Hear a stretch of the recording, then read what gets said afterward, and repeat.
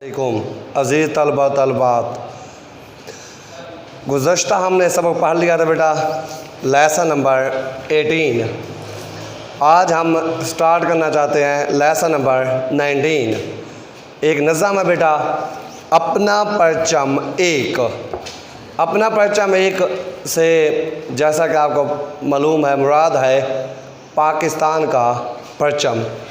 इसमें सबसे पहले हम अल्फाज मानी से स्टार्ट करते हैं। गुज़श्ता सबक में भी मैंने आपको पहले अल्फाज मानी ही पढ़ाए थे। अल्फाज मानी पढ़ाने का मतलब ये होता है कि आप इनका होमवर्क भी करें और इनको ज़बानी याद भी करें, ताकि जब आप पैराग्राफ की या अशआर की तशरीह करना चाहें तो आपको उससे आसानी हो। सबसे पहला अल्फाज है रिश्ता। रिश्ता के मानी होते हैं बेटा ताल्लुक़, मंज़िल, मकसद, धूप और छाँव, सख्ती और आसानी। धूप का मतलब है सख्ती, छाँव का मतलब होता है आसानी। सांझे, मुश्तरक, आंसू, आँख से निकलने वाला वो पानी जो गम की वजह से निकलता है। वैसे तो आँख से आंसू खुशी की वजह से भी बह जाते हैं। नगरी के मानी होते हैं बस्ती, मज़राब। ये एक मौसीकी का आला होता है बेटा जो बजाया जाता है। भाग भरे के मानी होते हैं खुश नसीब। खलियानों के मानी होते हैं खलियान की जमा, या इससे वो जगह मुराद होती है जहाँ पर अनाज का ढेर लगाया जाता है। गंदम की कटाई होती है, कटाई करने के बाद जब उसकी थ्रेशरिंग की जाती है फिर गंदम को एक तरफ उसका ढेर लगा कर रखा जाता है। इसी तरह चावल की फसल होती है, उसका भी एक तरफ ढेर लगा कर रखा जाता है। उस जगह को जहाँ पे अनाज रखा जाता है खलियान कहते हैं। साज, साज के माने होते हैं बेटा बाजा। आस, आस के माने होते हैं उम्मीद। रास, आसमान के 12 बुर्जों में से एक बुर्ज, और उस बुर्ज को सितारा भी कहते हैं। नौबत बजना, शादियाना बजना। रचाना, खुशी मनाना। शबनम, रात की नमी जो सुबह के वक्त भी मौजूद होती है। अशार की तशरीह की तरफ आते हैं। जैसा कि नज़म का नाम है अपना परचम एक। अब इसमें जो हम शुरू करेंगे तो हम लिखेंगे कि शायर इस शेर में अपने परचम की तारीफ बयान करते हुए कहता है कि अगर इस नज़म का नाम हमद होता तो हम इस तरह से तशरीह स्टार्ट करते कि शायर इस शेर में अल्लाह ताला की तारीफ बयान करते हुए कहता है अपना परचम एक, अपना रिश्ता, अपनी मंजिल, अपनी धूप और छाँव एक। खुशियाँ सांझी, आंसू सांझे, नगरी गाँव गाँव एक। रावी, जहलम, सिंध, चनाब, अपने साज अपने मिज़राब। शायर इस बंद में, अब ये अशआर नहीं है, ये बंद में नज़म दी हुई है, तो हम इस तशरीह करते वक्त लिखेंगे शायर इस बंद में अपने परचम की तारीफ बयान करते हुए कहता है कि मेरे जो पाकिस्तानी हैं उनकी मंजिल मैं हूँ। शायर कहता है कि मेरे पाकिस्तानियों का रिश्ता यानी ताल्लुक़ मेरी वजह से यानी अपने परचम की वजह से कायम है। उनकी मंजिल यानी मकसद, शायर कहता है कि वो भी परचम की वजह से एक ही मकसद है, और वो मकसद है पाकिस्तान की तरक्की। अपनी धूप और छाँव एक। शायर कहता है कि میرے پاکستانی جو ہیں وہ اگر ان پہ مشکل حالات ہیں تب بھی وہ ایک ہیں، اگر ان کے حالات ٹھیک ہیں، وہ خوش ہیں، تو تب بھی وہ ایک ہیں۔ خوشیاں سانجھی آنسو سانجھے، نگری گاؤں گاؤں ایک۔ شاعر کہتا ہے کہ جو خوشیاں ہیں پاکستانیوں کی وہ سب مشترک ہیں، جو پاکستانیوں کے آنسو ہیں وہ مشترک ہیں۔ اسی بات کی وضاحت یہ ہے کہ جب بلوچستان کے دور دراز علاقے میں کسی مسلمان کو، کسی پاکستانی کو تکلیف ہوتی ہے تو ہم ادھر بے چین ہوتے ہیں، ہم ان کو جانتے نہیں ہوتے، ہمیں ان کا نام تک معلوم نہیں ہوتا، لیکن ہم پھر بھی ادھر بیٹھ کے پریشان ہو رہے ہوتے ہیں، اداس ہو رہے ہوتے ہیں۔ اس کی وجہ یہی ہے کہ اگر ہماری خوشیاں ایک جیسی ہیں تو ہمارے آنسو بھی ایک ہی جیسے ہیں، ایک ہی ہیں۔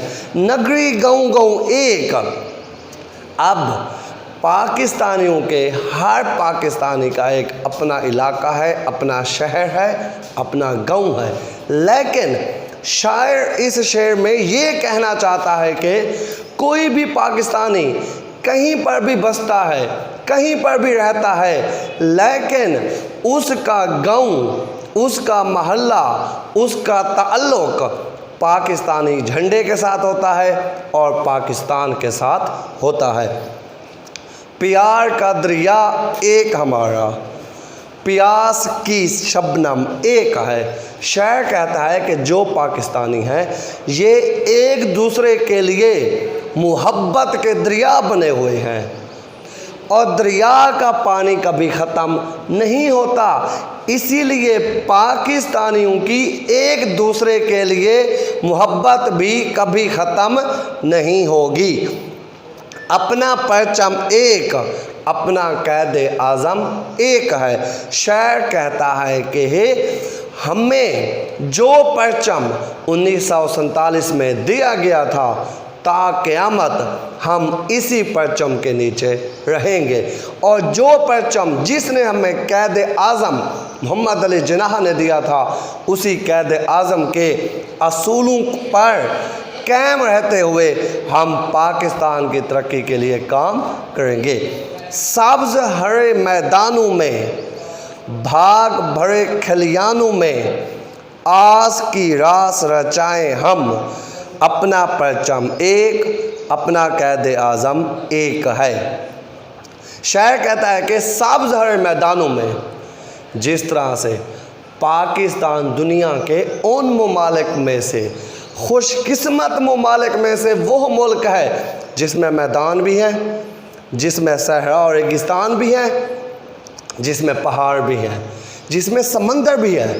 اس لیے شاعر کہتا ہے کہ جو میدان پاکستان کے ہرے بھرے ہیں، جو سرسبز میدان ہیں، انہی میں پاکستان وہ خوش قسمت ملک ہے جس میں کھلیان بھی ہیں، غلے کے اناج کے ڈھیر لگے ہوئے ہوتے ہیں۔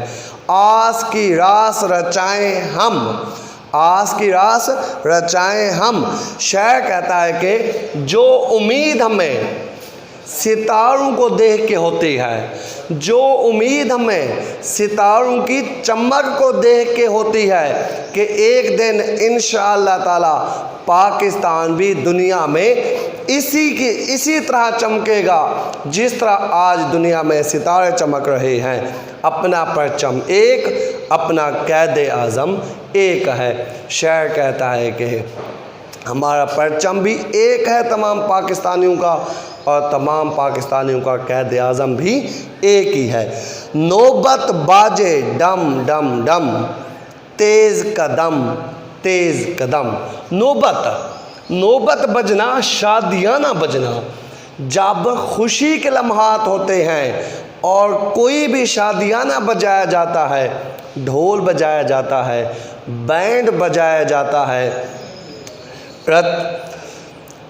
ڈم ڈم ڈم، ڈم ڈم کا مطلب ہوتا ہے اس کی آواز آنا، اس شادیانے کی، جیسے ڈھول اگر بجایا جائے گا تو اس کی آواز ڈھم ڈھم کی آئے گی۔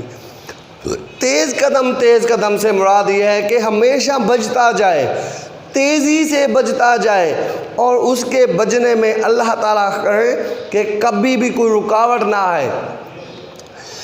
प्यार का दरिया एक हमारा, प्यास की शबनम एक है, अपना परचम एक, अपना कैद आज़म एक ही है। शायर कहता है कि हे प्यार का दरिया एक हमारा, कि तमाम पाकिस्तानियों के पास पाकिस्तानियों